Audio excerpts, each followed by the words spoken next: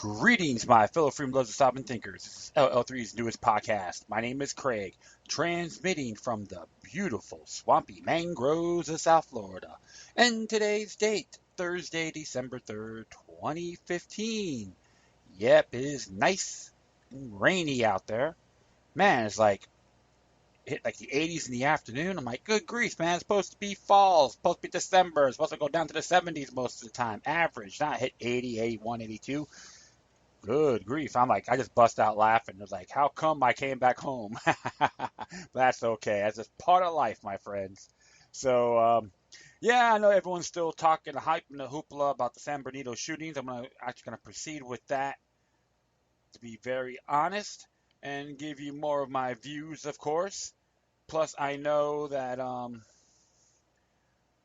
course, you hear about the fear factor, the stretching, the drama, the exploitation. The patterns are the same. Now hear about talking about tougher gun laws, common sense gun laws. There's even people claim that are members of the NRA as involved with Move On around Thanksgiving that I'm an NRA member but I support common sense gun laws. And I'm just one question I have. Are they hired to be there? Or got paid? Because the way I look at these people, they're like really looking at themselves like they're zombified, reading some cue card. Okay, the difference is between them and myself. I don't need to get paid to do this show or hit some rallies, interview people. I do it on my own free will. I'm proud of that. That's why I always question these areas and move on. I think, as far as I'm concerned, what they're trying to do with this particular subject, they need to be moved off a cliff, symbolically speaking, because they got some nice big grant of money there as well. But the NRA has money. Yep, but you know what? You're in the same boat. And the truth of the matter is, right here, move on. It's like think progress. I say think stagnant. That's how I see these lobbyist groups, all in good faith. Not all of them, but plenty of them. So I'm just like, went through a couple things and some friends of mine gave me some recommendations. And I want to talk about a few things too about TSA, the bombings in Paris. Looks like they're doing a state of emergency indefinitely and healthcare or the fascistic healthcare. They call it Obamacare, but I call it fascistic care. It's not socialized care. All right. And of course, a wake-up call, from one gentleman. He does a good job. They're going to add that to the memo as a wake-up call. And I think it is, let me see here. Yeah, wake-up call. Funding America. That's right. So definitely that's going to be the thing. Gonna talk about that as well. So, okay, well, enough of the ranting with all due respect. First thing, of course, is gonna be from truthinmedia.com. Ben Swan's little pet peeve to be exact. And it talks about the suspects. Okay, go San Bernardino suspect attended holiday party before shooting. Left angry. Ben Swan's Truth in Media is by Rachel Belvins. Following a shooting massacre in San Bernardino, California that left 14 dead and at least 21 wounded on Wednesday. The suspects have been identified as Saeed Farouk and his wife, Tashfeen Malik. Farouk is 28, Malik 27. Hours after the massacre took place during a holiday party at the Inland Regional Center, where Farouk was a county restaurant inspector. The couple reportedly led police on a chase where Farouk fired while Malik drove. Both suspects were killed during the shootout with police. During a press conference on Wednesday night, San Bernardino Police Chief Gerard Burgon said Farouk was at the holiday party before the shooting, but left under some circumstances that were described as angry. He noted that 10 to 30 minutes passed between the time Farouk left the party and the time the shooting started. These people came prepared to do what they did as if they were on a mission, Burgon said. They were armed with long guns, not with handguns. While police have not determined the motive, Brogan said that because Farouk and Malik were found wearing tactical gear and armed with self-styled rifles when they were killed, there had to be some degree of planning.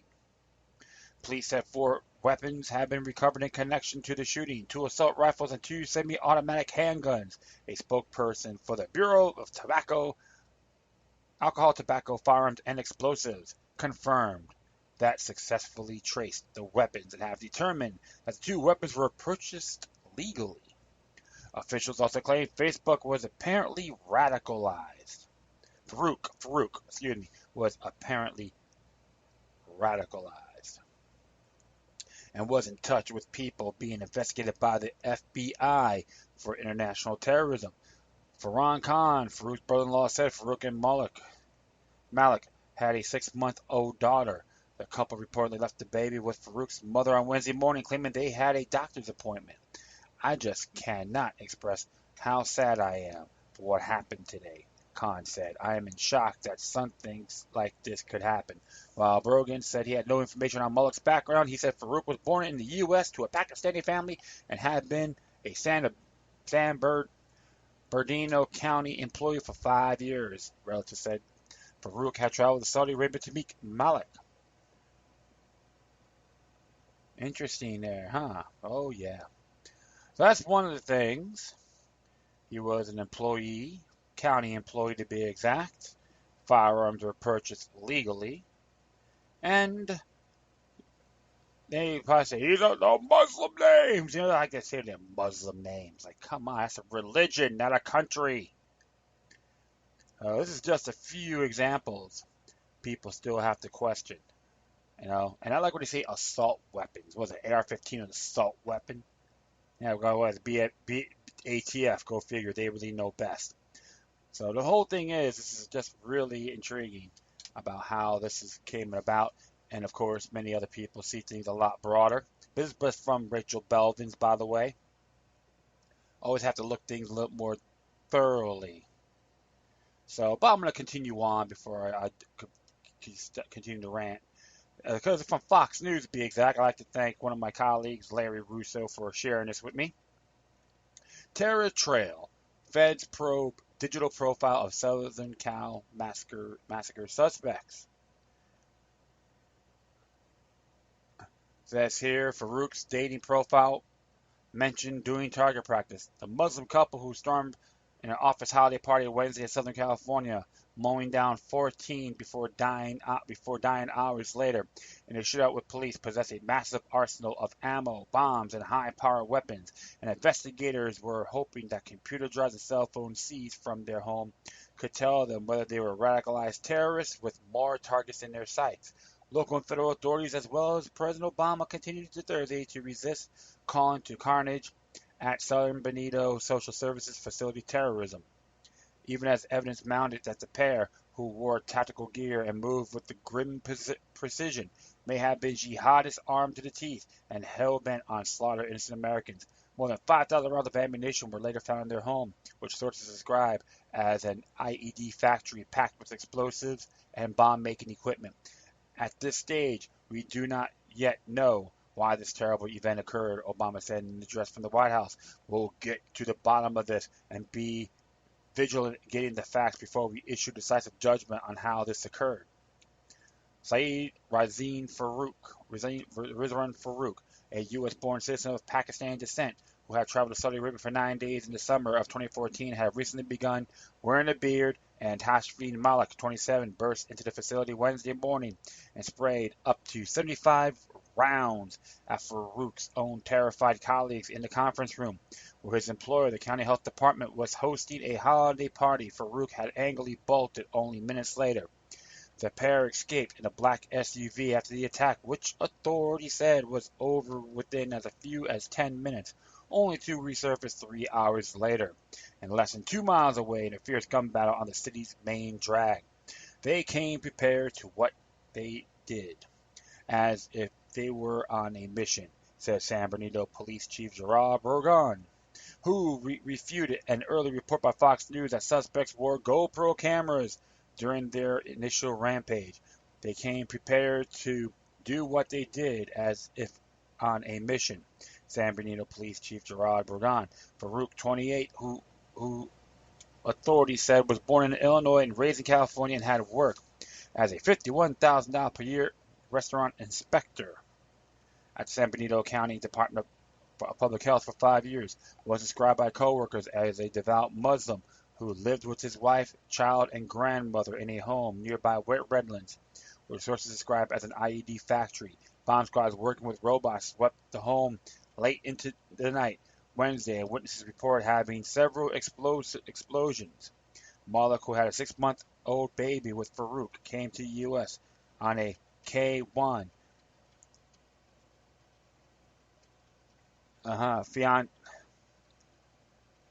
fiance of citizen visa and had a Pakistani passport. According to authorities, it was now not clear how long the couple had been together. Bergen said Tuesday he was not aware of any notes that might shed light on a possible motive. A source briefed on the investigation told Fox News Farouk had been in contact with individuals who had been the subject of previous terrorism FBI investigations, but those investigations have been closed. Meanwhile, jihadists and extremists took to social media to express the joy of American casualties, according to the Middle Eastern Research Institute. One user, Mohammed Abdul Ubeda, tweeted, "Allah Akbar," and "Thanks for Allah," to kill at least 30 people in shooting incident in San Benito in California, under the hashtag America Burning.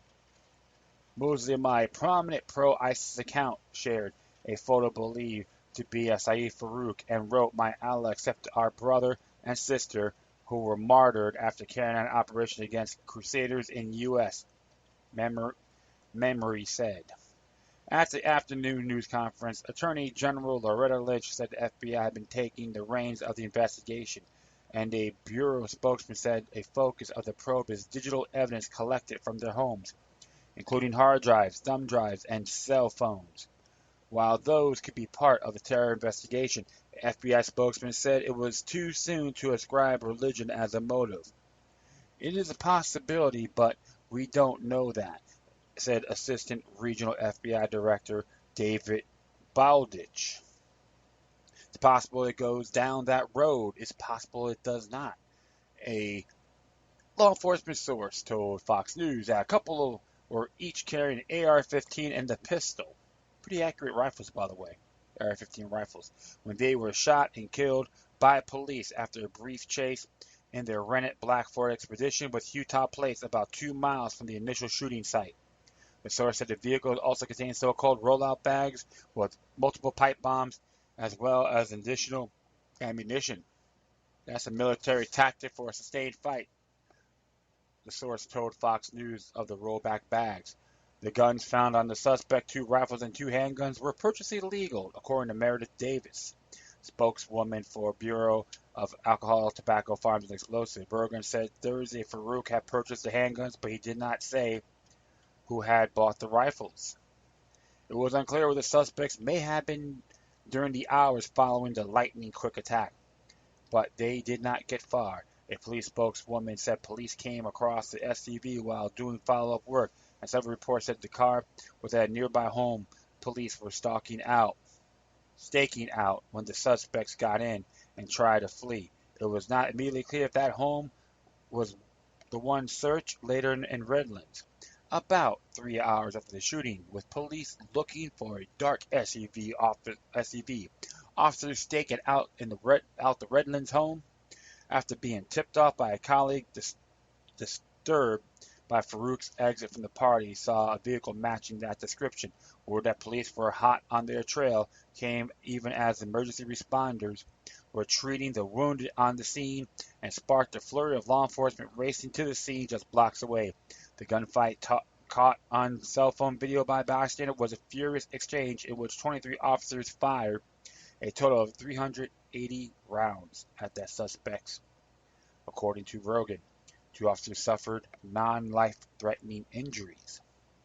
In addition to the explosives found in the SUV, authorities discovered and detonated 3 pipe bombs late Wednesday at the Inland Regional Center, the complex where the initial shooting took place, about 60 miles east of Los Angeles. Another source said investigators discovered a dozen pipe bombs in the house, as well as small explosives strapped to remote control cars, a signature of terrorist groups including Al-Qaeda, according to counterterrorism experts. Police also found thousands of .223 caliber 9mm rounds at the home. Clearly, they were equipped and could have done on the attack. Another attack, Bergen said. Luckily, we stopped them before that. The initial shooting happened shortly before 11 a.m. local time at a state-run center, which includes 3 buildings where developmentally disabled people of all ages are treated. The conference area had been rented out by Farouk's colleagues for a holiday banquet, according to authorities. Bergen said that Farouk had angrily left the party before returning with Malik. However, other investigators doubted the shooting could be chalked up to a workplace dispute due to the apparent planning behind the attack as well as the heavy weaponry used. On Thursday, officials raised to 21 at the number of people injured in the attack. Patrick Barkari, a co-worker of Farouk who suffered minor wounds from shrapnel slicing through the building's bathroom walls, told Associated Press that he had been sitting at the same table as Farouk at the banquet before his colleague suddenly disappeared, leaving his coat on his chair. Barkari also said that Farouk had traveled to Saudi Arabia for about a month this past spring. When Farouk came back, word spread that he got married, and the woman he described as a pharmacist joined him shortly afterward. Barkari added that the reserved Farouk showed no signs of unusual behavior, although he grew out his beard several months ago. A 5-year-old profile for Farouk said on a dating site that he was religious and enjoyed hanging out in the backyard doing practice with the younger sister and friends. Center employees who undergo monthly training drills to prepare for active shooter situations initially thought the incident was a drill, according to the Los Angeles Times, but when real bullets flew, several hid in closets, barricaded themselves in rooms, or fled for their lives. The Inland Regional Center is one of the 21 facilities serving people with developmental disabilities run by the state, said Nancy Lugren, spokeswoman for the California Department of Developmental Services. The social services agencies administer authorities and pays for assistance to people with disabilities, such as autism and mental retardation. On the average day, doctors at the regional center would be evaluating toddlers whose parents have concern and caseworkers meetings with developmentally disabled adults. This was contributed by Adam Housley and Catherine Heritage. Interesting claims about the cameras and so forth. But one thing I should have really addressed as well, I could add it because I made some views about it could be a false flag or some things that doesn't add up. But you could put this in your memos as well about blowback because he's of Pakistani descent and he has family members and relatives out in that country, and the United States under President Obama has been attacking innocent people with drones. So that could be another possible lead as well, is a call blowback. And innocent people are getting murdered in the United States because innocent bystanders are being slaughtered in that country as well. So you can add that to your memo, because I know I could have brought it up yesterday, but me, I just went going off. But there's a period of time you gotta really go add a few more things to it as well, and that's why, like I said, because it's really interesting how all this occurred, and of course, when the mainstream media want to blow it out of proportion. And don't get me wrong, if this event, innocent people have been murdered and injured, and I condemn it with a passion. So you could definitely let me know on that. But always got to question these reports, how accurate it really is. But you can add blowback in there as well. So, but, so we're going to continue on San Bernardino related material here, which this came from Independent Journal, with Independent Journal, and it's talked about here. It's by Frank Camp. It says, Gerardo Rivera's tweets about San Bernardino's shooting have set the internet on fire. And of course, it does pertain strong language. So if I address this, is not from my view, but his. Okay? So, all right. Over the course of the mass shooting and massacre in San Bernardino, California, political pundit Gerardo Rivera weighed in without any censorship on Twitter. The bizarre tweets like Gerardo tapped into some kind of multiple media personality disorder and used Twitter as his performance stage. And of course, they have the thing about Gerardo.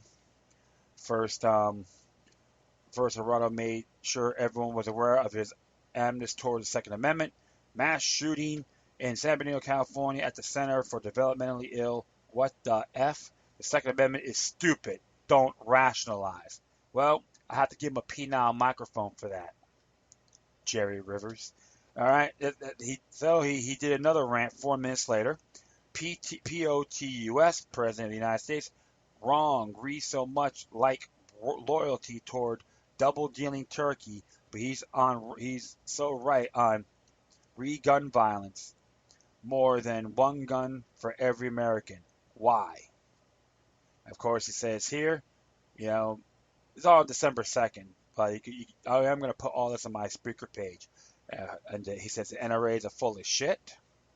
And he keeps on. Then he took a peculiar detour. Find, locate, and apprehend the suspects and tear out their eyeballs and take their long guns and shove them up their asses. I think sounds like him and Bill O'Reilly may be undisclosed married couple, allegedly. I will continue on here. And at this point, Gerardo appears to have taken his meds and calmed down back to reality. Bravo, California cops take down the terrorist scum just hours after savage murders of innocents. That's the message. Don't tread on us. Note the interesting Second Amendment callback on a symbolic Gadsden flag. Exactly. However, just in case anyone thought he was back to normal, Gerardo made sure to add, this came out 6:53 p.m. I don't know what at these times, but you can just keep on here. It says here, the key now is for us to be as outraged by San Bernardino massacre as we would be if Muslim extremists were doing the killing. This is terror. Keeps on going here. This didn't happen in a vacuum. However, as critics came out swinging at Gerardo's anti-Second Amendment talk, Dana Loesch said ghoulish. Okay, and David, it says here, gun-grabbing Gerardo forgets his daughter was a sitting duck in Paris. And King of Pain, Gerardo Rivera. The Second Amendment is the only remedy to these shootings. The shooters were gone by the time the police arrived. And of course, amongst salient point, a few Twitter users prefer outright mockery. And it's by never forget. Do not defend Gerardo here, but important to remember that he's not very smart. Ouch, Gerardo has yet to respond to his critics. Hey, if you want to dish it out, Jerry, you have to receive. All right. So I don't know what's going on. If he's going through possibly a continuance of male endopause or going senile. I don't know. Man's what, 72, 73 years old? Well, that's something he's still doing it, but you know what? I guess he's getting ready to go, throwing the towel. But the truth of the matter is, it's not the freedom that made this happen. It's other things. You got bureaucrats think they're smarter than everybody else how to defend themselves. Good example. There's a firearm-free zone, of course. Gerardo, what do you learn from 9/11? Nothing. What do you learn from Columbine? Nothing. What do you learn from the Aurora theater shooting? Nothing. I can go on, but I'm not going to be spinning my wheels on it. Self-defense has always been an honorable, righteous thing to do, regardless of your skin color, gender, creed, etc. Are you desperately seeking ratings there, Gerardo? That's one thing I like to ask you that. So, truth of the matter is, you chose your rhetoric poorly. Deal with it. And that's all I have to say about this man. Looks like he's desperately seeking ratings just like Pierce Morgan. That's why he's not on the air anymore. It's raining outside. Hooray! All right, well, we'll just check this out here. Same subject, but by Media Fact Watch. And it's interesting here when it's like a tweet. It says here, mainstream media censors San Bernardino shooting reports to avoid mentioning Muslim, by Julie Wilson. As a breaking point, reports of an active shooter in San Bernardino. Police looking for 3 white males dressed in military gear. At least 20 injured. We continue on. Oh yeah, it's not good. No problem. And it says right here, I just gotta make it a little bit larger. All right. It says right here, political correctness has a strong hold over the media in the U.S. in general. The vast majority of news headlines are completely omitting the fact that the suspected gunman who tore through a mental health center in San Bernardino, California yesterday, killing 14 and wounding 17 others are Muslim. Saeed Razin Farouk, 28, and reported a devout Muslim, and his Saudi wife of 2 years, Tashif Malik, 27, are suspects in yesterday's shooting. Both were killed by police following a chase that ended in a gun battle. In addition to the weapons they were carrying on them in their back SUV, the Daily Mail is reporting that they also hold 5,000 rounds of ammunition and a dozen pipe bombs in their homes. Early reports said police believed that the suspects were 2 white males. Key characteristics strewn across the internet. However, once it was learned that the suspected gunmen were Muslim, mention of their religion and or race promptly disappeared from media reports, resulting in a complete media blackout regarding their devotion to Islam. Had the shooters been white, right-wingers, Tea Party members, or libertarians, their political views absolutely would not have been ignored, but rather forced down the public's throats in an attempt to demonize white people and political conservatives. Here's the following screenshots of Google News search with keyword San Bernardino shooting. And there's a big list on here. You folks can really look at that yourselves. Very interesting. And of course, you can look at right here. Media and politicians censored the link between Islam and violence. And of course, they had a little thing on Hillary Clinton. Let's be clear, Islam is not an adversary. Our adversary. Muslims are peaceful and tolerant people and have nothing whatsoever to do with terrorism. As on November 19th, you put that out. And I'll make this very clear. I'm not going to go Muslim bashing by any means. And I know people say in the Quran that if they're infidels, you got to destroy them. And infidels could be more, you could say, yeah, it's a non-believer. All right. And I know in the Britannica, Allah means only one true God. So that's something you have to really look at. However, like I said before, can it lead to blowback and possible mind control victims? Yeah, it is possible there as well on this area. But it's a good thing to add because it is true that the mainstream media will, if they're the white conservative, libertarian, Tea Partier, they will be plugging away, give you that Pavonian syndrome. Okay, the Pavlov's dog theory to be exact. That's what I meant. But you have to always look at everything a lot broader than what it is. And I'm not going to go after Muslims because, they're terrorists. Can you explain to me when people in the United States in the early 1800s and so forth, 17 to 1800s, were doing democide with Native Americans and Native Canadians and Aztecs, Mayas, etc. And I remember a lot of them may have the rough edges, and they all pray to God on Sunday, and they claim to be Christians. Something to think about. Okay, or how about the ones when the Crusade, the Holy Roman Empire, they went to all the pagan countries and tell them to convert to Christ or die. Something to think about. I'm not gonna go Christian bashing either. But you got these clowns, you got these vultures want to use their name in religion. I'm not going to go, that's what I'm saying, I'm not going to go religious bashing by any means. But the whole thing is, you got better think before you speak or manifest. The whole thing they want is divide and rule, my friends. It's okay, yeah, they were Muslims, but you know what? They have their clowns too, and remember, even the Islamic movements have huge division as well. Can people explain in history in Syria when the Jews, Christians, and Muslims were living in peace for 700 years? Something to see, check out as well.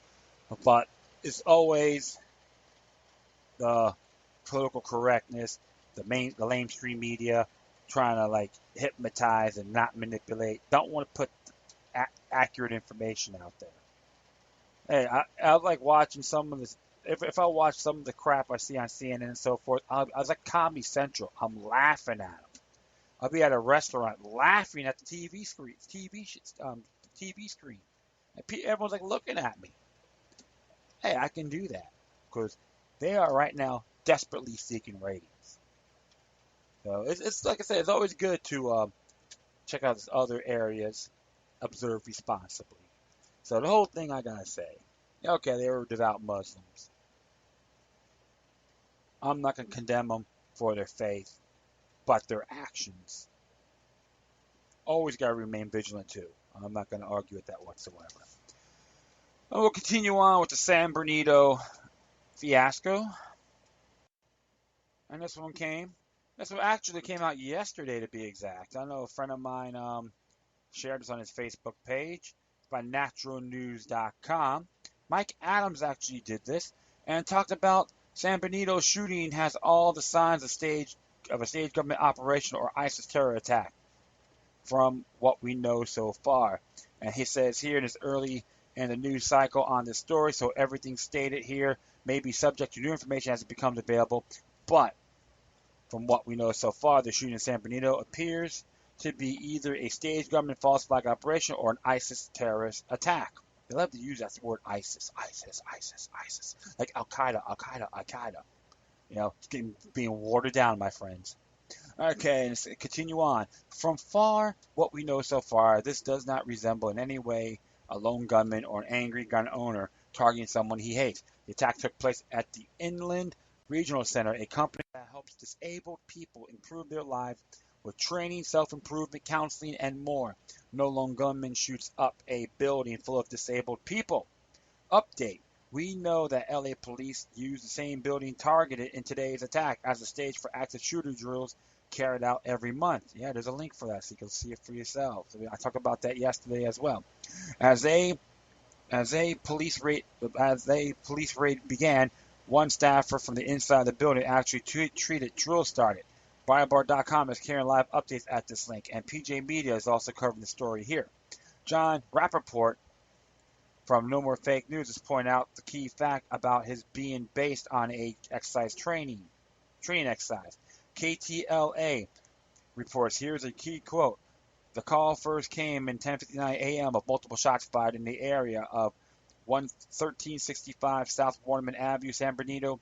Police Department Lieutenant Richard Lawhead said the department's SWAT team was training nearby and was suited, ready to roll, and responded rapidly, Lawhead said. Yet another mass shooting where by chance a training exercise was going on during or prior to the event. Very interesting, huh?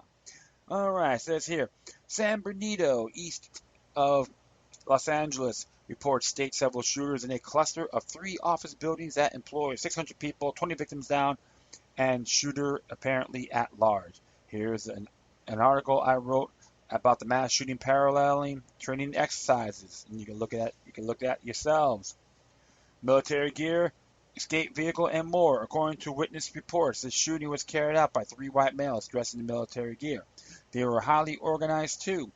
They carried out the shooting, then fled in a awaiting vehicle, which has not been yet found. These are not actions of crazed lone gunmen. These are actions of a highly trained force with a specific mission to carry out. They even got away from the scene of the crime so far. All signs to a point to a false flag operation or ISIS attack.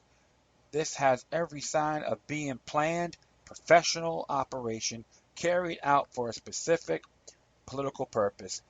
And that leaves just two likely explanations from what we know so far. This could change when we learn new details, of course. Possibility: this could be a staged government false flag shooting carried in a desperate attempt to paint gun owners as so cruel and evil that they would even murder disabled people. And the end game of this? Nationwide gun control, of course. Obama needs a justification to issue an executive order of criminalizing gun ownership among citizens, which will set off a civil war, by the way. Possibility two. This could be an ISIS terrorism attack carried out by ISIS operatives dressed in military gear. ISIS, of course, has promised to attack America just as they recently attacked Paris. The Obama administration, nearly all Democrats, has turned a blind eye to the very real threat of ISIS crossing open borders to occupy America and the way they occupied France. Any person critical of ISIS had been ridiculously labeled as an Islamophobe by an insane leftist media which lives in a fairy tale land of delusional denial about open borders and national security. And they got some photos here as well. Yes, yes, yes, yes, yes. And let me see here. There's two of them, right? Two. Yeah, I'm going to check this out here. Just one moment. See what we got. Let's see what we got here. Oh, yeah, interesting. That link here, that link actually took me to Mike Adams again. Yeah, okay, so you gotta hit that link, okay, and in the bottom, it'll take you right to active shooter drills carried out every month at San Bernardino Inland Regional Center. Staff tweeted drills started as police raid began. I'm going to check this out for a moment.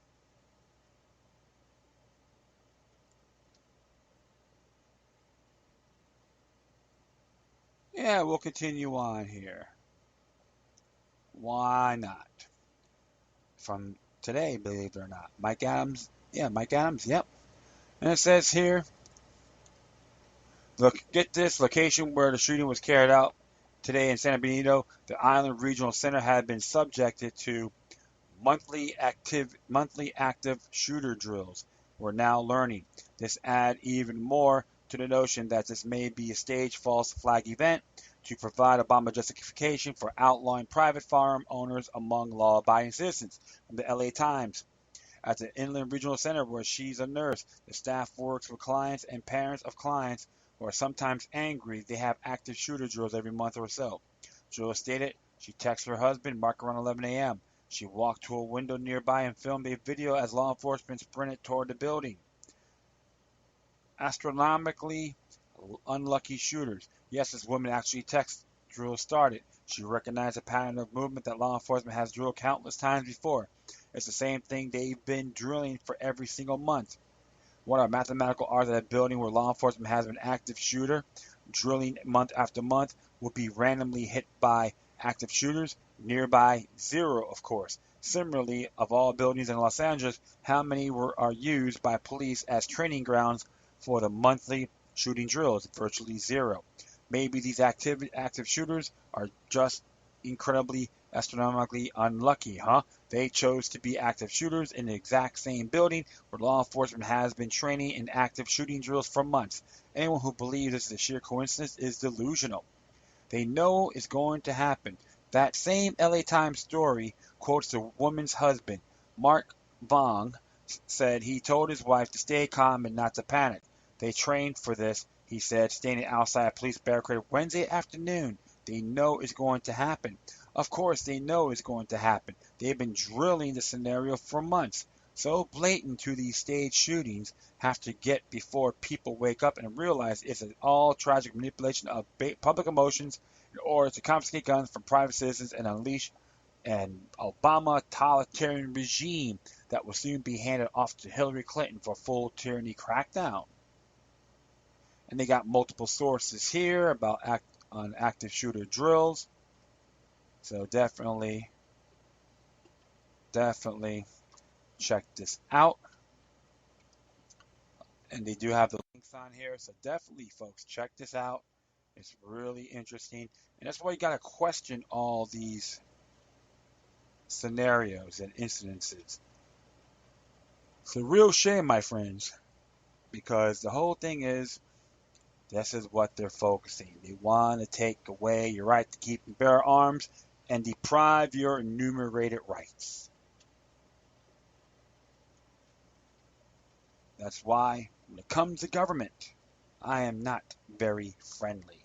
It is not hate, but rather vigilant.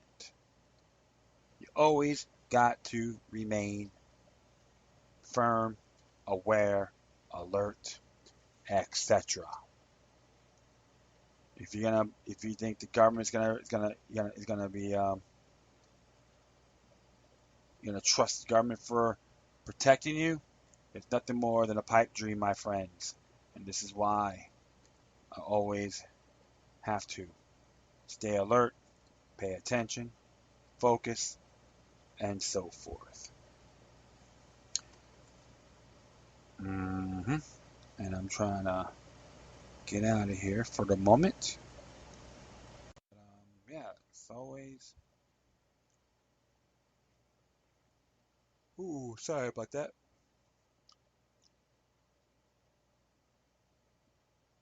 Be back in a moment.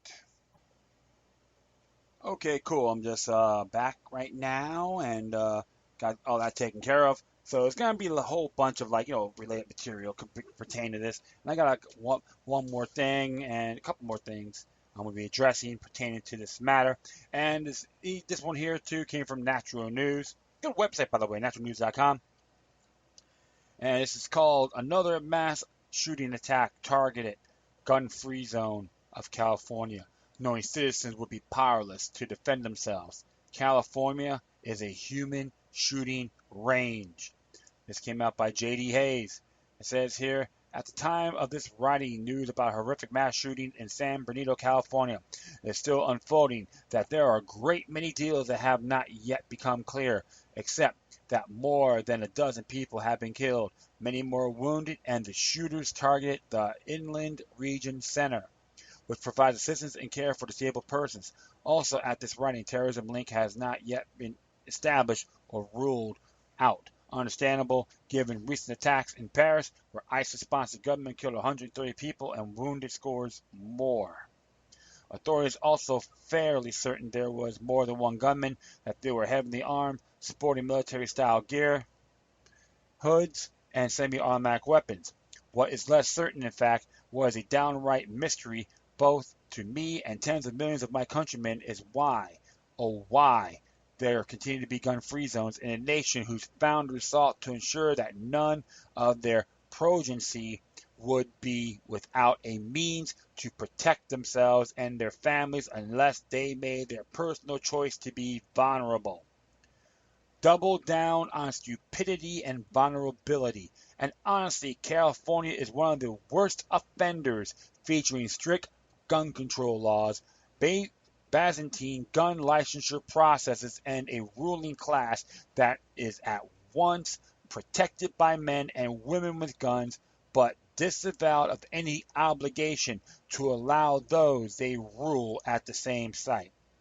Police are continuing to sort through evidence as I write this, yet they have yet not to identify the perpetrators of this violence, and let alone locate them. Soon, families of the victims will begin to mourn, with many angrily denouncing the assailants said. Sadly, many even call for more laws and regulations that will result in more deaths, more funerals, and more heartbreak for more families in the future. Lake Parisons, like Parisons in November. San Bernardino's victimized by this latest attacks had no choice but to cower in place and wait for armed police to rush in and save them. Only as usual, armed police are never at the locations where the deranged come to slaughter, and at least not initially. they do get there eventually, but not before the maximized carnage is inflicted on bewildering and vulnerable citizens, many of whom became victims against their will. Not that it made a difference in Paris, of course, where police who are unarmed themselves have no option but to cower in the face of armed and determined criminals and terrorists. The irony is not so sweet. In the U.S., such incidences, cops that resemble soldiers fill the streets following such mass murder events. In France, actual soldiers with body armor are deployed. Will anyone in power do the right thing? Finally, but what are they protecting? Really? Because by the time these assets are deployed, the murderers are often long gone, and while they are most often found at a later date in another location, the carnage has been committed, the damage done, and there is no going back in time to reverse it.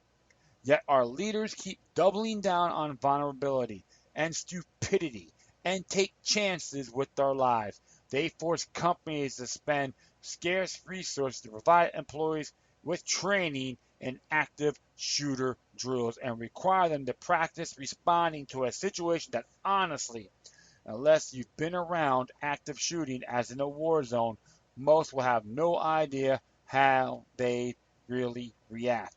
How about for a change, we alter our direction? How about instead of mandating more gun-free zones, we start building some? Universal protection zones, where citizens are free to utilize their Second Amendment right to protect themselves and their spiritual right to self-preservation. We've done the vulnerability thing time and time again. Let's try the self-defense and self-protection thing. Okay? Is anyone in Washington or Sacramento listening? It's doubtful. They're too busy looking away to exploit this tragedy for political gain. Do the right thing. Your sources here, LA Times, Hot Air, and Bugout.news. And you know what? Absolutely. Like I said yesterday, another gun-free zone blunder. I'll tell everyone out there in California this. Could you prove to me that the police are obligated to protect you as an individual? If you want to get your question answered, go to my last episode on this, on San Bernardino. Look at the link in the bottom on my footnotes on Spreaker.com. Sovereign immunity and tort liability.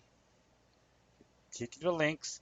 They'll give the statutes right there, and you can go a little further on your own state's websites. You'd be surprised. Another thing I have to tell everyone in California. You know, your elected servants and even that useless troll, Jerry Brown, Governor Jerry Brown, he's just an example, is violating their oath of office.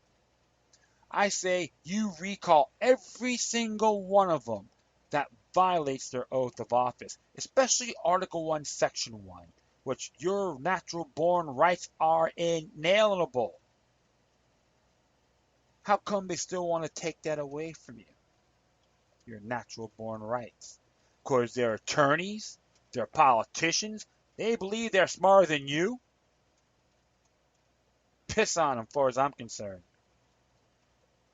Or the heck with them. I should have used that first. I get my emotions at times and boldly admit it. But the way I address this is principle.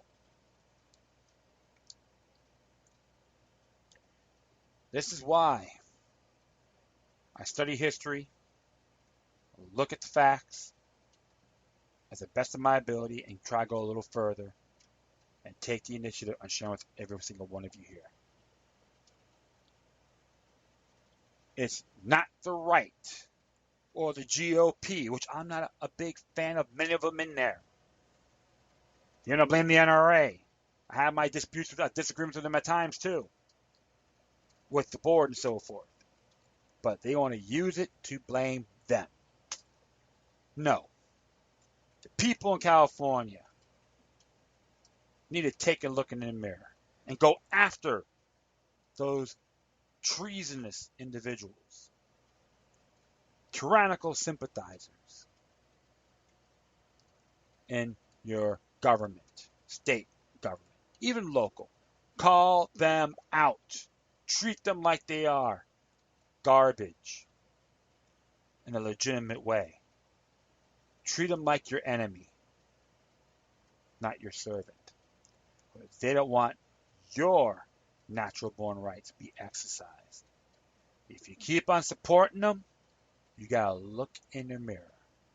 You have your duties as well to put their feet to the fire. Hey, I, I live on the other side of the country. I gotta do it. And there's times I make things happen. Everything's you gotta put dents in these yahoos. This is why I always believe self-preservation is one of the highest laws of nature. Doesn't matter what your belief system is. We all have things in common. To everyone out there who's listening to this episode, you gotta preserve your right to live life, have life, preserve life, liberty, and the pursuit of happiness. This is worldwide, not just the United States, but the world. I want to add one more thing here, which is a good add this to my footnotes on this chapter, on this episode, by Ron Paul Liberty Report, California shooting reaction, wrong diagnosis, wrong treatment. Congressman Paul and I forgot the gentleman's name. Good grief! Oh man, I think his name is McLean. He's they had a good, real discussion. It's 23 minutes long. Very good episode. And he speaks his mind about you can't blame the right, you gotta blame the left, especially in that state for making what it is today in California. You look at like it happened. Another couple of shootings happened over there. They're all occurred in firearm-free zones. Criminals, come on down. That's what they're saying.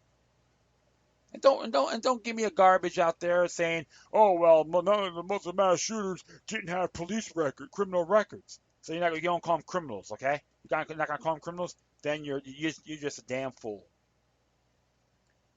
So that's why I always have to speak like that at times. And forgive me. I always say this out of love, not malice. That's done for that on San Bernardino. And hopefully we'll just see how far this ball keeps rolling. But we have to counter it. All right, this next one came from James Robert on ronpaulinstitute.org. It's entitled "The TSA Bombs the Holidays." It's like what it says here. If you use hand sanitizer when traveling, the Transportation Security Administration can badger you as if you were a terrorist suspect. TSA is one of the biggest hassles many Americans will encounter this holiday season. I learned this firsthand while flying home from Portland, Oregon on Thanksgiving morning. I arrived at the airport 2 hours before the flight. As usual, I opt out, going through TSA's whole body scanners. The agency's prized possessions are incompetent in detecting terrorist threats. The Inspector General reported that they failed to detect 96% of weapons and mock explosives in smuggling tests. The machines take birthday suit snapshots of each traveler. TSA claims photos are not retained, but the agency has less credibility than Congress. TSA agent took me aside and gave me a vigorous pat down. This is the usual routine I experience at airports at a small price to pay for a silent protest of my constitutional right to be free of unreasonable and warrantless searches. I was surprised when the agent claimed his gloves showed a positive alert of explosives. What type of explosive was it? I asked. I don't know. It's a code, he replied. I asked how often the detection of machine generated false positives. He said that was classified information. So it's non-transparent. It is not like I had been hanging out at the shooting range or missile launch sites in Oregon. TSA explosive detection tests are routinely triggered by glycerin in soap and hand sanitizers, which I used that morning. TSA spokesman Ross Feinstein admitted in 2013 that commonly used items can render a false positive alarm during screening.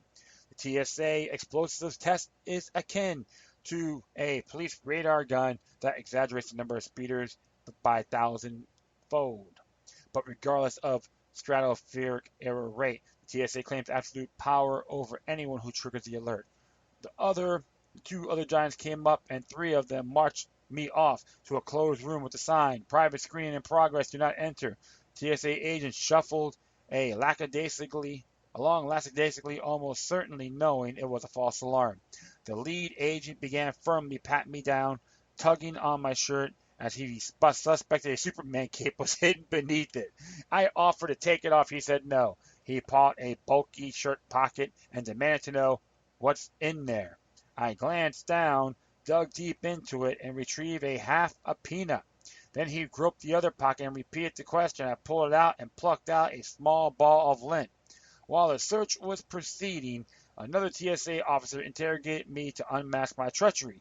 "How long are you in Portland? What are you doing? Where do you stay?" I curtly answered his queries and said I was accustomed to TSA behavior detection officers, BDOs, asking much better questions. The Inspector General and Government Accountability Office both slammed the BDO program as an abysmal waste of tax dollars.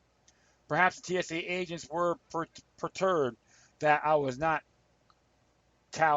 kowtowing, or maybe I was my caustic comments about their security theater. The lead TSA agent ordered me to hold my pants by the belt loops. My belt had vanished long ago when I sent my possessions through the X-ray, and he amused himself by repeatedly grinding his palms into my groin. Man, these people get off on that? Did he think my private parts were a nuclear weapon? I recoiled at what felt like the TSA equivalent of a kick in the balls. I knew that if I shoved him away, I could face federal assault charges with no witnesses. TSA agents are free to abuse travelers to their heart's content. He eventually announced that the examination was finished. As soon as I was released from TSA custody, I retrieved my Nikon SLR from my carry-on bag and circled back to that room. Another TSA agent came up and announced that I was prohibited from photographing the security room. I told him I just had been interrogated there and I had the right to capture the scene. That's right.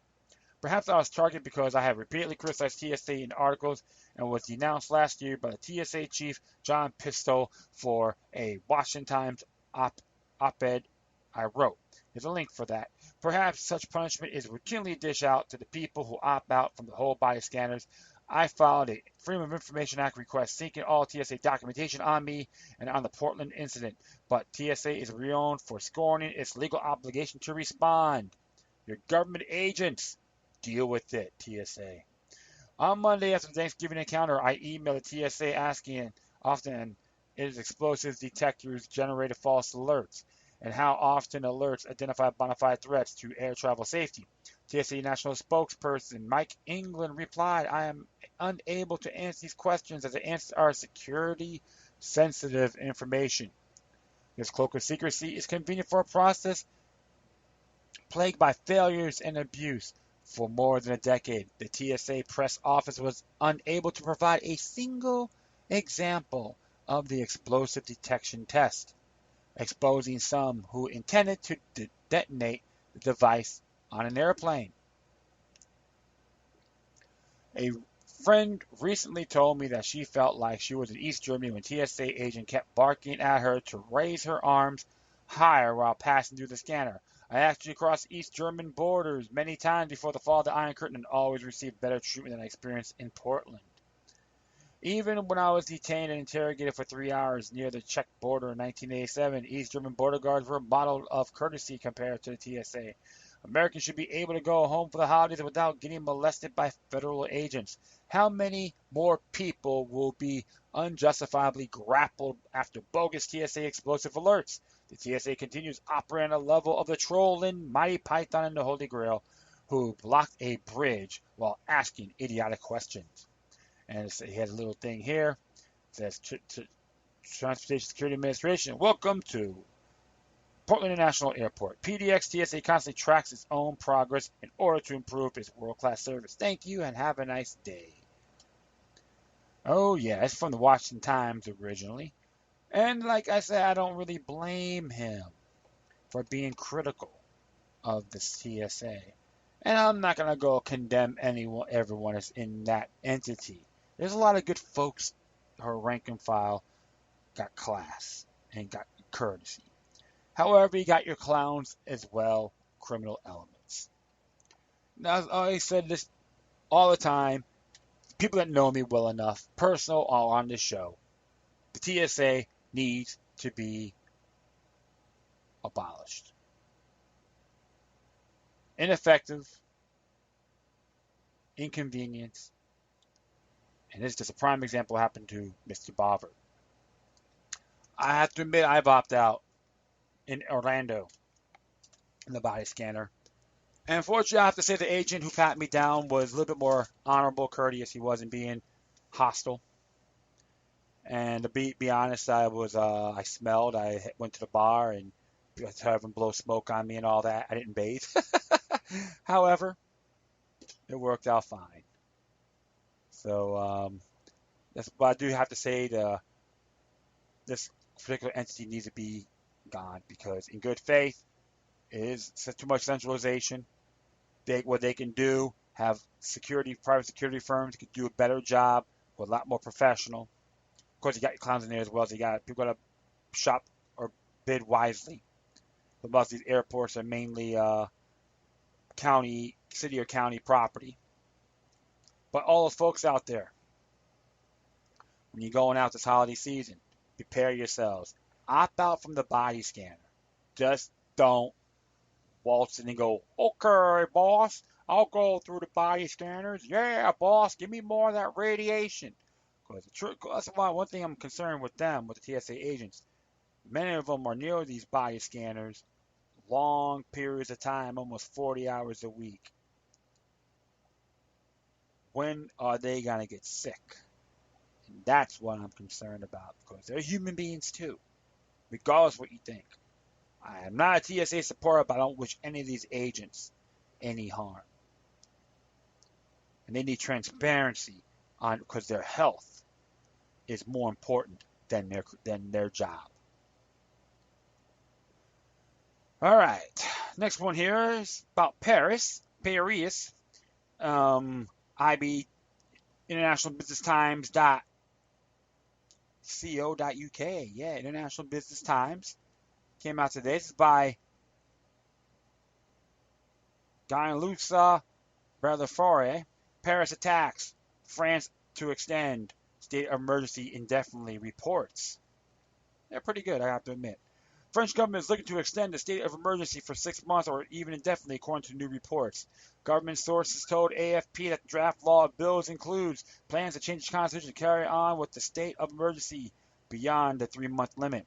Legal framework will be submitted to ministers on December 23rd. Hey, Christmas time. It reminds me of what happened with the Federal Reserve Act in 1913. State of emergency, which went into effect after the November 13th attack on Paris that killed 130 people and wounded more than 350, gives security forces extra power to investigate and combat terrorists. It allows authorities to ban public demonstrations and conduct civil arrests across the country.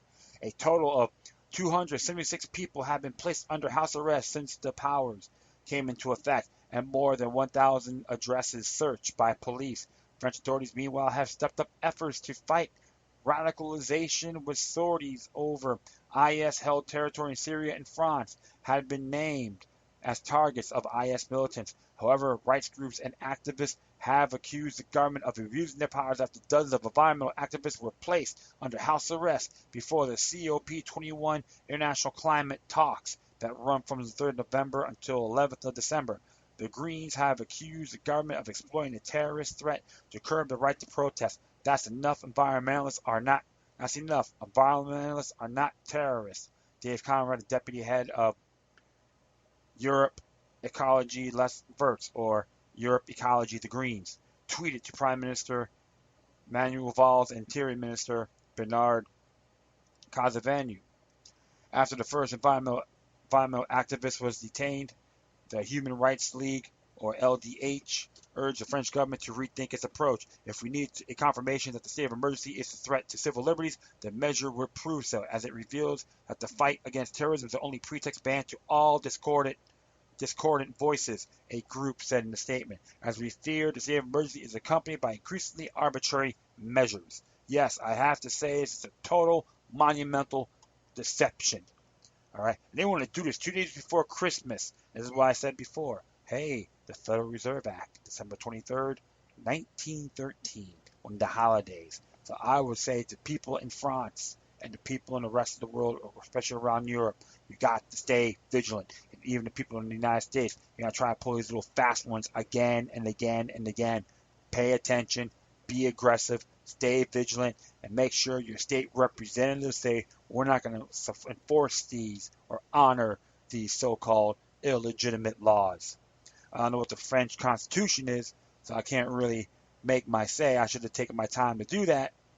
I think when that time comes, I'm going to start examining that as well, because the French people got to start rising up again, because this is why this police state is dangerous, and you cannot trust your government, period. It's like 1984 or the post Reichstag fire. It happened in Berlin. So definitely, folks in France, got to get their act together and don't be afraid of these bastards. And you know what? Viva the liberty to France. All right, next one here. Came from Blacklisted News. Originally is from Free Thought. What is oh shoot. Got the name of that link. Sorry about that. Oops, sorry. Originally is from Free Thought Project. Yeah, I don't know why I forget that. Good grief. I can repent later, my friends. It originates from Free Thought Project, but Blacklisted News did this. It's entitled "Idiocracy is Real. State re-elects mayor after he spent 7 years in jail for robbing them blind."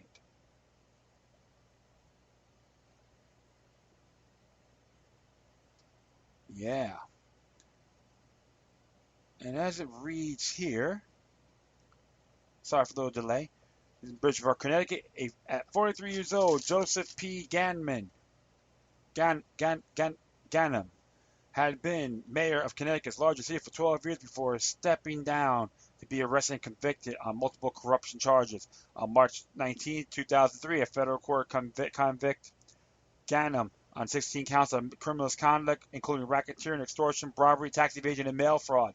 Federal Judge Janet Bond Arturin sentenced a former mayor to 9 years in prison for systematically using his office to enrich himself.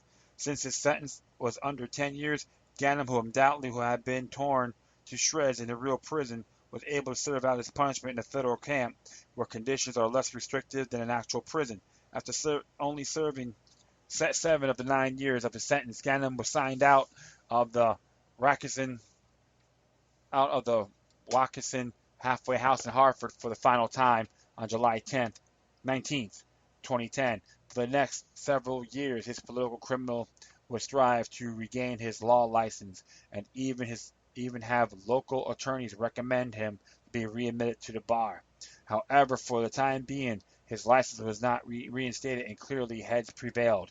Until now, on Tuesday, December 1st, 2015, after being re-elected in a landslide vote, John Gannon was sworn into office of the mayor for the second time. Only now, this pillar of society is a convicted felon. In the land of the free, a 17-year-old kid can get caught with an arbitrary amount of illegal plant and get sentenced to life in prison. If that kid is lucky enough to only spend a few years in prison, the chances of getting him a decent job are slim to none because of the felony conviction check. However, if you're a well-connected, wealthy politician, you can get caught stealing from people you represent, get convicted, avoid real jail time, avoid serving your time sentence, and get reelected by the simpletons you once stole. Kids arrested for marijuana who had 0 victims is banned from voting for the rest of his life, while a man who looted from hundreds of thousands of people gets voted into office. The case epitomizes the problem with American politics and the blind citizens who act as fuel for this corruption and murderous machine. As South Park pointed out in their class 2004 season, Americans only have the illusion of choice when it comes to electing your rulers. 99 times out of 100, the elections between giant douche and a turd sandwich. Apparently, the citizens of Bridgeport voted for the giant douche over the turd sandwich, or vice versa. When a convicted criminal had been found guilty of betraying the people's trust through stealing, lying, racketeering, and fraud, can be elected to the town's highest position twice. Tyranny is not looming, is it here? It is here. Ironically, the corrupt mayor has promised a transparent government accessible and accountable to our citizens. What's this saying? Fool me once. The American citizens have become more pro-vulnerable, dependent, battered spouse. They are so afraid of speaking out or challenging the status quo for fear of repercussions that they would rather stay with their criminal thug government that ponder a viable, freer alternative. Congratulations, Bridgeport. You've become the laughing stock of the nation or the blueprint for the future of America. Well, well, well. And everyone thought that Mayor Marion Barry was bad. At least he admit he took responsibility for his actions. But this is pretty damn pathetic. Or is it possible that the voting ballots were rigged? Something to think about as well. It is really disturbing. And the people in that area need to arm themselves. And especially, remember, look up the Battle of Athens, Tennessee. You know what? I'm going to add that to the footnote with this article, and you can read it yourselves. So, like I said, a little rebellion now and then is good. That's what Thomas Jefferson said. So, whatever you do, people in Bridgeport, keep those bastards and sons of bees on their toes. Because as far as I'm concerned, you never trust the government, especially someone like Ganem. Who's his biggest hero or mentor? Rahm Emanuel from Chicago? The question. Something to think about. I'll be right back in a little bit. Stay tuned. All right, so the next thing I'm going to be scoping out here after we reading came from the LA Times. Came out today to be exact. And it's entitled, U.S. Health Spending Hits $3 Trillion as Obamacare and Rising Drug Costs Kicks In. U.S. healthcare spending grew 5.3% last year to $3 trillion, another sign the historic slowdown in medical inflation may be ending. A new federal report shows the massive expansion of insurance coverage under the health law and rapid growth in specialty drug spending fueled the uptick in medical costs, officials said. Annual spending growth was 3.7% on average during the last 5 years. The country spent $9,523 per person on health care in 2014, including Medicare, Medicaid, and private health insurance. That's far higher than what other developed countries pay, and healthcare spending now accounts for 17.5% of the U.S. economy. Experts aren't predicting a return of double-digit increases in medical spending, but the latest trend underscores how difficult it will be for policymakers, employers, and insurers to control healthcare costs going forward. The upswing could further squeeze American workers.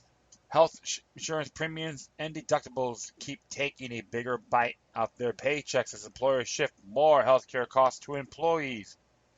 Two main factors are responsible for health spending growth in 2014: the coverage expansion associated with the Affordable Care Act and faster growth in prescription drug spending, said Ann B. Martin, an economist at the Center for Medicare and Medicaid Services. Oh, really? I'm not so surprised at all. What would Debbie Wasserman Schultz have to say about that? Well, that's not really true. It is unknown, that how these drivers of healthcare spending will affect trends over the next few years as the new health insurance landscape continues to evolve, Martin said. Wednesday's report by Government Atrocities found that the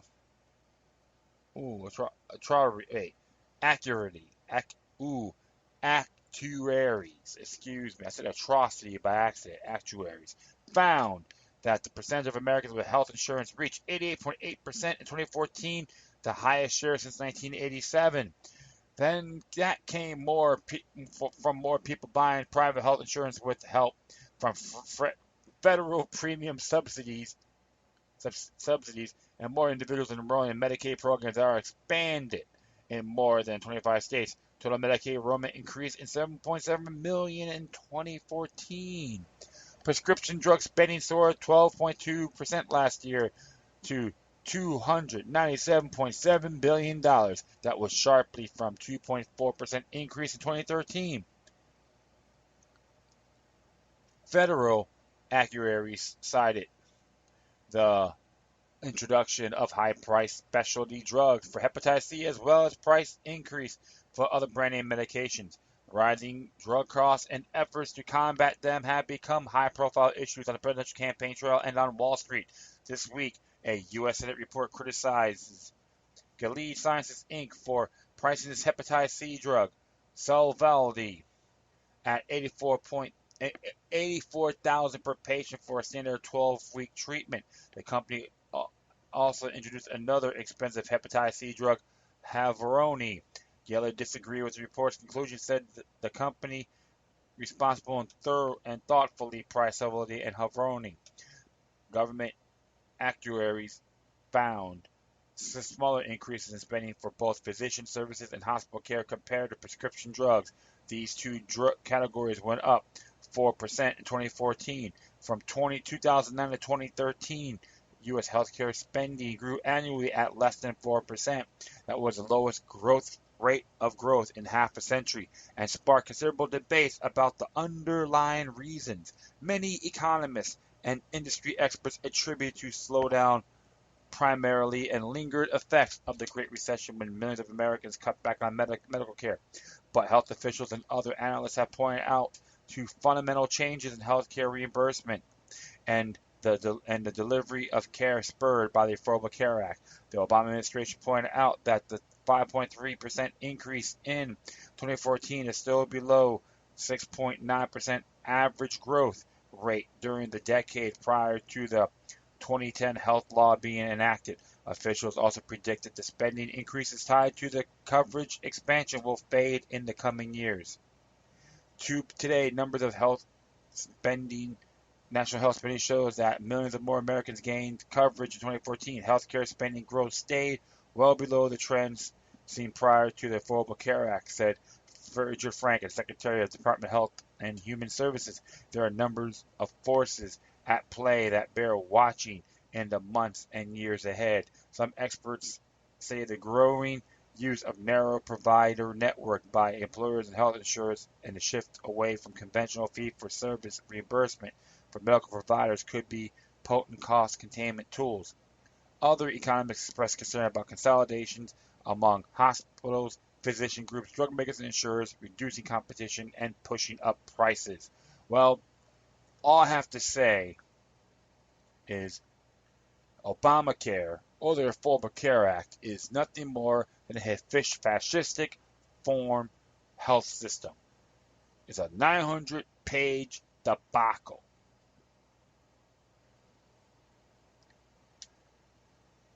9,523 per person on healthcare in 2014.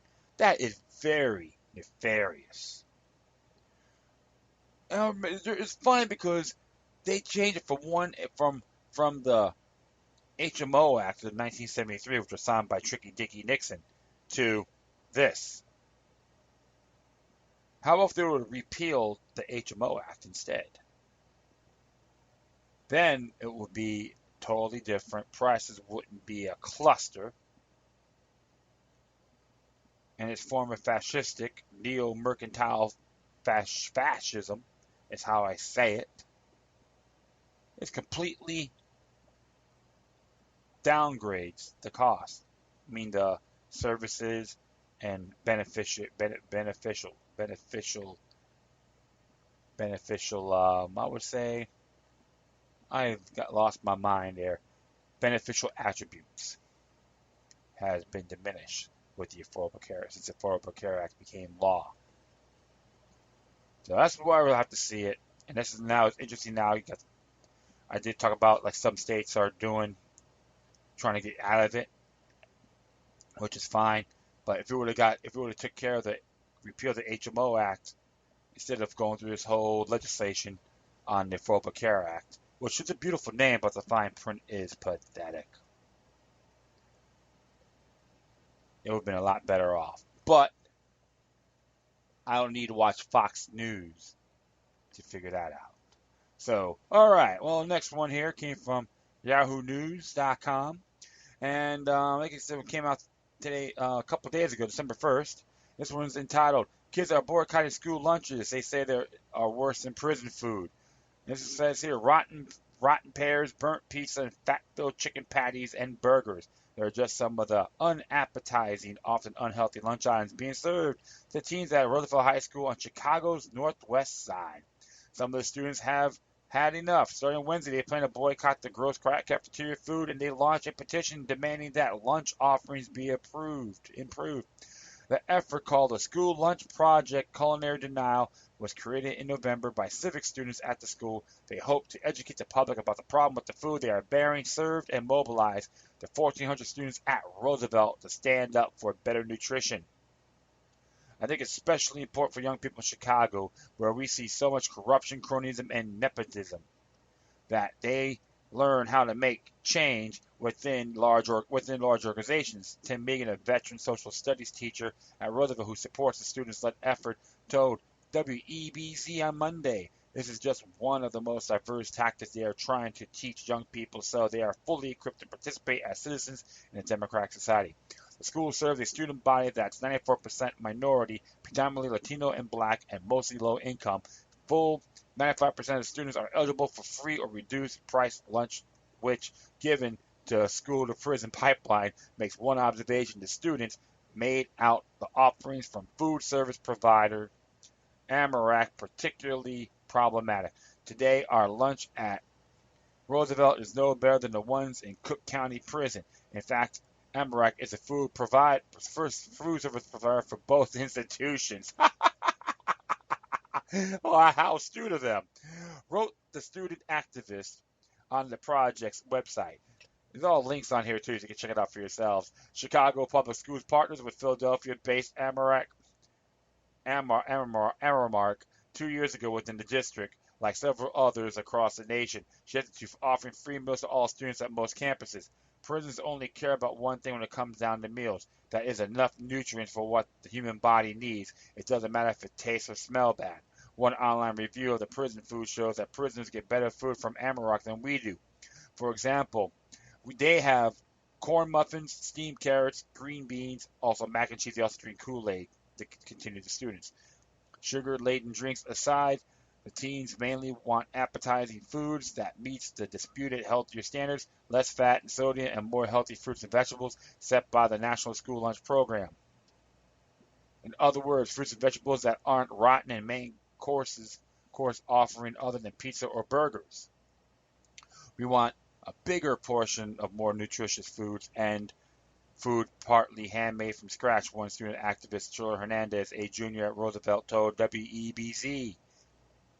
It's a human right to have a decent food.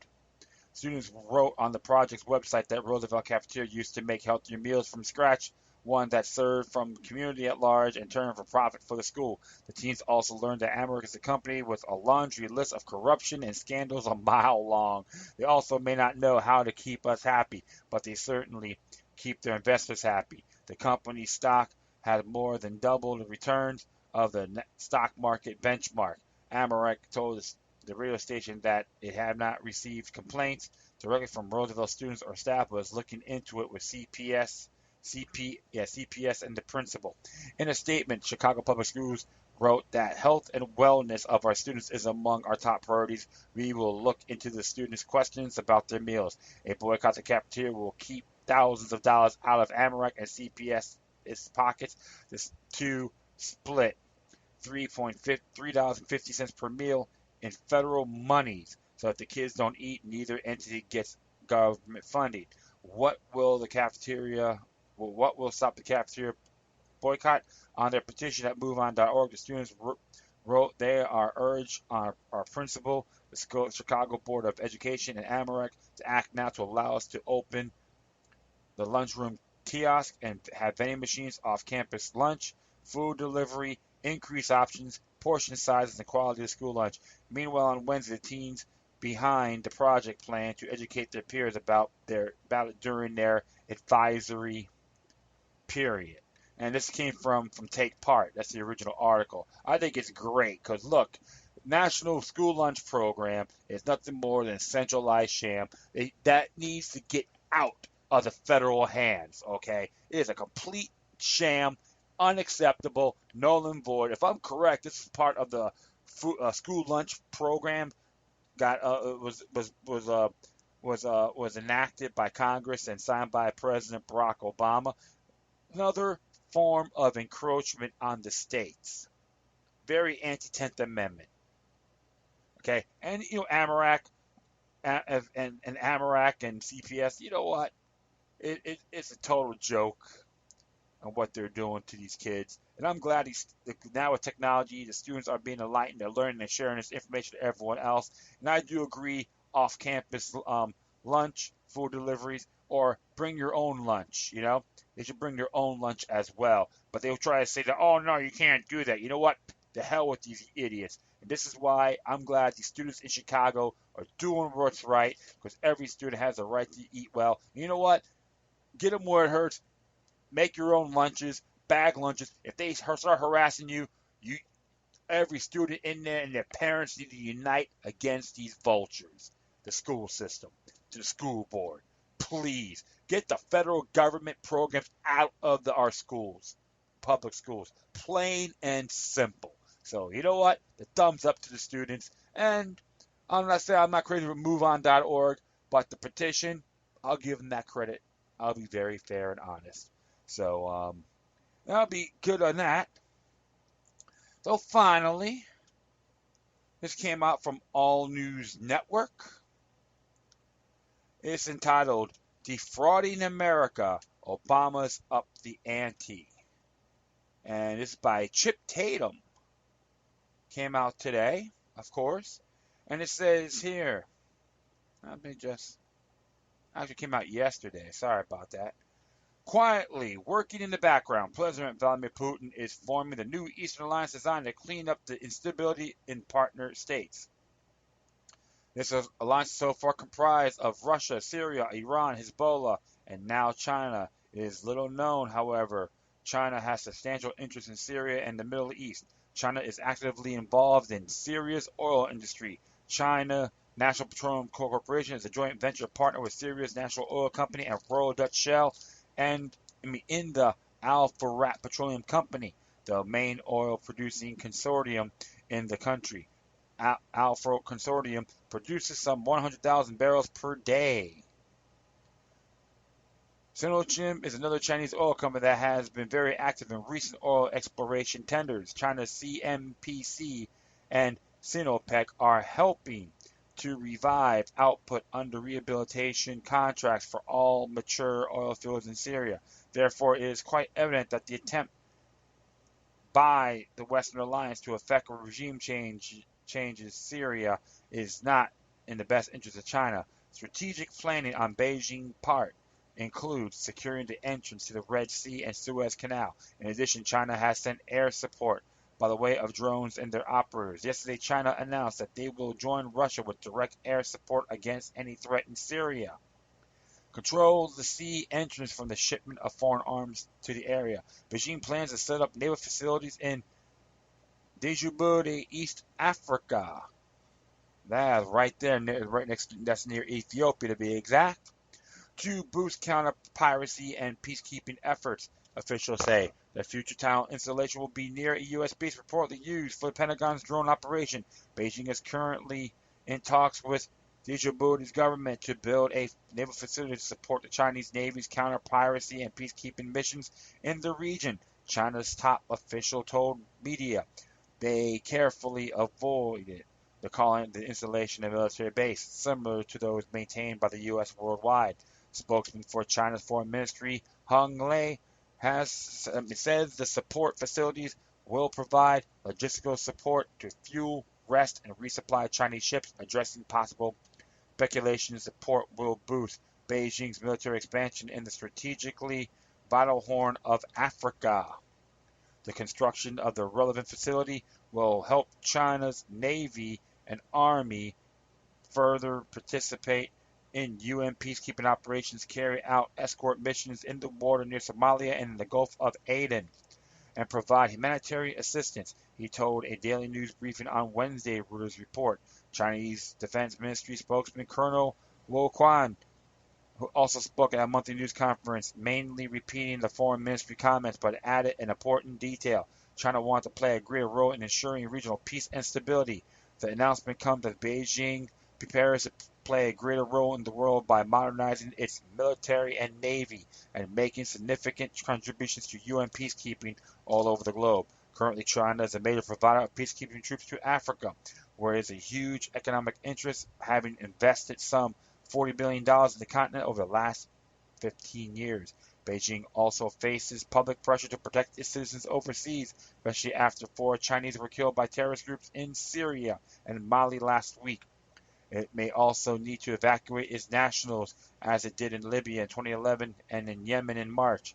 At the same time, China is pushing to build up a so-called blue water navy, able to operate in oceanic waters within global reach. Over the past few years, the Chinese People's Liberation Army Navy, or PLAN, has commissioned its first aircraft carrier, Liaoning, originally laid down in 1988 for the Soviet Navy. Similar naval programs built the state-of-the-art warships and nuclear submarines are also underway. A former colony of France, Djibouti, already hosts the United States' only African permanent naval base at Djibouti Amoboli International Airport, called Camp Lemonnier. It accommodates the Pentagon's African Command, or AFRICOM, and is used for CIA drone operations. It has killed 3,000 people, many civilians, according to The Economist. With a major Chinese naval base next door, the U.S. faces a distinct possibility of a neutralized drone program, as control of the drones can be jammed easily by a Chinese base and naval facilities. So as the war escalates in the Middle East as the world no longer respects or fears a U.S. coalition. Representative Tulsi Gabbard, Democrat from Hawaii, says it's a very simple concept in mind that you can't defeat your enemy if you're arming them, and helping them at the same time makes no sense whatsoever. So it looks like the thing is a Club of Rome who's going to be controlling the areas of Africa.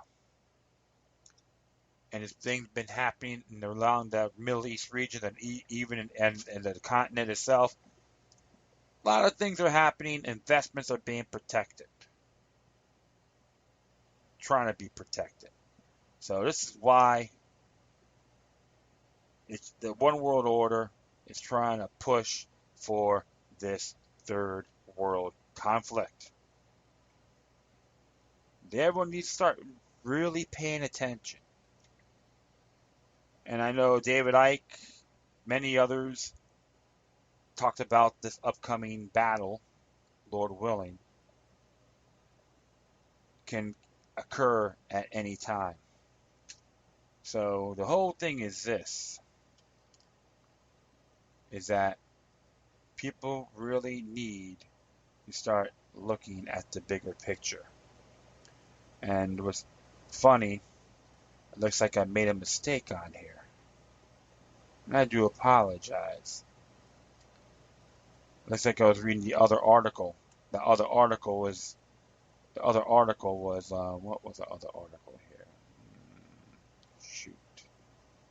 One moment.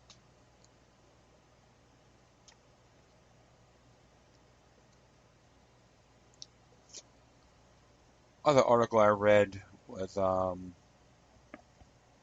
wasn't defrauding America. Okay, just to let you folks know. I made a mistake on that, and I do apologize. But the whole thing was going on down there with the whole Syrian conflict, engaging Russia analysts. So you got to really start looking at the bigger picture. And plus, it has to stop. That's actually New Eastern Alliance welcomes China into the fold. That was that one article that came out on the 29th. You know what? Yeah, I can. You can add that, but I'm going to be focusing here on defrauding America. I'll just add that in there. You can look it up yourself. It's not from allnewsnetwork.com. So I'm going to do one more. Let's do this one here. And it is very, very interesting. This one came out today, or yesterday. Let me just check this out. Yeah, now, okay, it's by Chip Tatum. Wake up, America. Defrauding America, Obama ups the ante. And it says here, let's talk political strategy. As many of our readers are aware, I lunched with two ranking officers from Special Operations Command. They have been friends for many years. During that meeting, they expressed concern about a task that came down from the Pentagon for 3,000 troops, including support personnel, to be sent to the Syria area of operations. Their main concern was the fact that the troops would be enabled with the Free Syrian Army, FSA, and moderate rebel forces, which are currently at war with the Syrian administration, the Assad administration. As we now know, the Russian forces are cleaning the house with so-called FSA and moderate rebels. The truth is that they are all part of the terrorist channel. It is the Russian plan to first cut the source of funds to the terrorists. That requires not only the bombing of the oil refineries and the oil fields under rebel control, in addition to the logistical area on the Turkish border, but the bombing of the terrorist positions. Oh, sorry about that. Okay, unfortunately, many of the terrorist support bases and supply lines are protected within the Turkish border and are unreachable via traditional bombing raids. As proven in the last few days, Turkey is a middleman for buying oil stolen by the terrorists from Iraq and Syria and exchanging it for arms, vehicles, medical supplies, food, etc. Turkey is a primary support entity for the terrorist organizations and the politicians that reap the rewards. Turkey is also a member of NATO and support by NATO nations, most of all the Obama regime. Now, China has jumped into the area supplying attack drones, recon drones with operators and Chinese fighters and bombers. They have also agreed to sending ground troops to secure the Syrian-Turkish border. It is China's best interest to protect Assad, as they are in a joint venture partnership with the Assad administration in the national oil production company that controls all Syrian oil. This alliance includes Russia, Iran, Syria, China, Pakistan, North Korea, and Lebanon. Now back to the original point of the embedding of U.S. troops with the terrorist organizations. If you recall, Obama said he would send a contingency of 50 special forces of troops to base ours to Syria, assist to the moderates. He promised that they would not be used in combat roles, all while knowing that he had tasked for 4,000 combat troops to the area, but support for such an undertaking was not at hand. He needed public support to slowly creep the number up and embed them in combat. Bam! This terrorist Paris attack happens. That was quite coincidental, don't you think? Now he has more support for increasing combat personnel and boots on the ground, thus embedding our soldiers with the terrorist organizations which my longtime friends feared most. They have no doubt that they will sustain losses due to the Eastern Alliance bombing raids. The bombing of our troops will enrage all of America, thus boosting Obama's position to escalate the presence of American military assets in Syria. That places the Western Alliance in a situation to declare war against the Eastern Alliance. See where I'm going here? Again, Obama has lied to us. What else is new? I would say, because he's a bend over Bob and proud. I would not be surprised if we did not see a state of emergency issued in the very near future, thus taking the complete control of the United States. The primary difference between the state of emergency and martial law is control under martial law. The president would need to justify the reason for turning control of the government over the military with the state of emergency. However, an attack of military personnel by a foreign nation, act of war, would justify a state of emergency where Obama takes complete control, avoiding an interference from Congress and not releasing his power to the military. state of emergency was the best alternative as plans were drawn in the late 1980s and early 90s to begin to take control of the United States and form a unified world government. Oh, one last note. Today, Secretary of Defense Ash Carter made the following announcement. We are at war, using as justification to increase special forces numbers in the Syrian AO to 250. Now it is a very small step for a presidential declaration. Wake up, America. Wake up. Like I said, things are being orchestrated to start to increase World War III. Many of these global researchers have been talking about this. And of course, even Albert Pike, I think it's like Dogs and Dogma, addressed this in his writings as well. And if all you folks out there are still concerned about your little petty things, about Trump and Bernie Sanders, you know what? Just an example, or your damn sporting events as your church, respectfully, it's a lost cause. Everyone has a duty to pay attention to what's been going on. This is why I despise this One World Order platform. And let me tell everyone here in the United States and the world, everyone needs to wake up. We got the technology in our hands to make this stop or put a major dent into it. And don't get me wrong, Obama is just another bellboy, just like his predecessor, George W. Bush. And he made his promise by bringing all the troops home. Ha ha ha ha ha. It was nothing more than a wet dream. So everyone needs to jump on board. Try to contact your elected service in Washington. Spread this information to everyone about we don't need World War III. We need true peace, security, and spiritual prosperity. And that is it, my friends. Thank you for listening to this episode. Plus, feel free to download and share this throughout your social media network. If you have any questions, comments, compliments, criticisms, love letters, hate letters, or send me something interesting that I haven't really addressed, always use your correspondences with decorum. Please.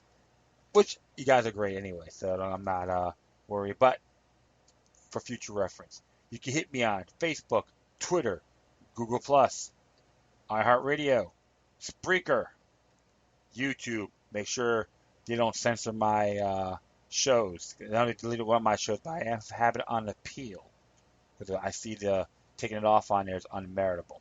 So YouTube and World Truth. I'm focusing on another social media group to put my stuff out, and I will let you know when that happens. Okay? Or you can email me at LokiLuck3, which is number 3 altogether, LokiLuck3@gmail.com. Thank you for your time. Plus, always remember that demoniac resistance is healthy for the soul and can liberate humanity. Until next time, take care of yourselves, keep on spreading the love, and may your guardian spirits be with you.